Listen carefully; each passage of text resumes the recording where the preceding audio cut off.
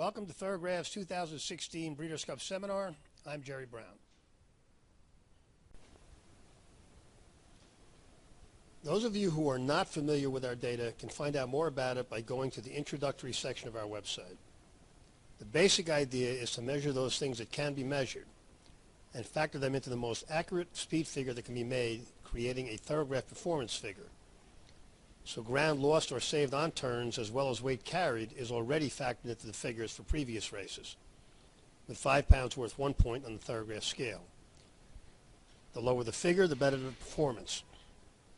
Big figures are points. The superscript is for quarter points. So big 4 and little 3 means 4 3/4. But the big difference between Thoro-Graph analysis and conventional handicapping is that we then put the performance figures on a graph for each horse, so we can look at form cycles. We do not believe ability is a constant. We believe it changes from race to race for each horse, both in the short and long term. Each Thoro-Graph column is a year, with the calendar starting at the bottom and going up as the year goes on. What we're going to be doing in this seminar is discussing the horses that we consider to be serious contenders. If we don't mention a horse, it's because we don't think he's a major factor. The Breeders' Cup is back at Santa Anita. That means a couple of things. The first is that drug testing should be strong, and some move-up trainers who get great results elsewhere might not be able to get them here. The second is that there is once again a big geographical element to handicapping the Breeders' Cup.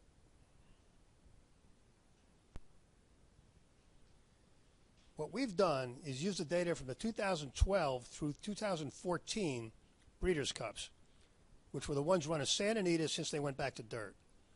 And we looked at whether it made a difference where the runner's last race was before the Breeders' Cup.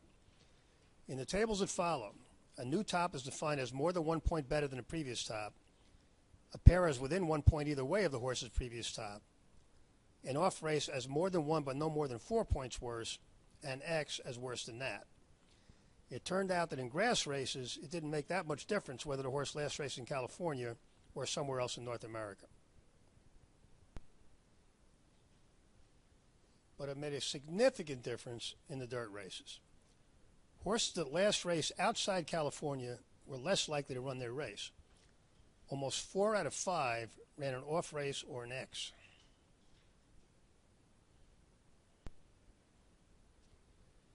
But the ones that ran really well were the foreigners, most of which were obviously Europeans that ran on grass. 70% of those paired their tops or better, an incredible percentage.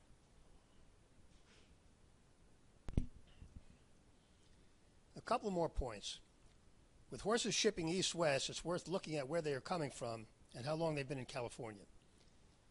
The further south they come from, the less acclimation figures to be an issue. And the longer they've been on the grounds, the better, which you can tell to some degree by the dates of the workouts. Also, it's the end of the racing season, and horses that look like they might be ready to tail off usually do, especially the older ones. In these cases, traveling or short rest makes it even more likely the horse won't fire. Finally, there are obviously many top barns with multiple runners. Pay attention to whose runners are firing and whose are not. It will make some of the Saturday decisions easier.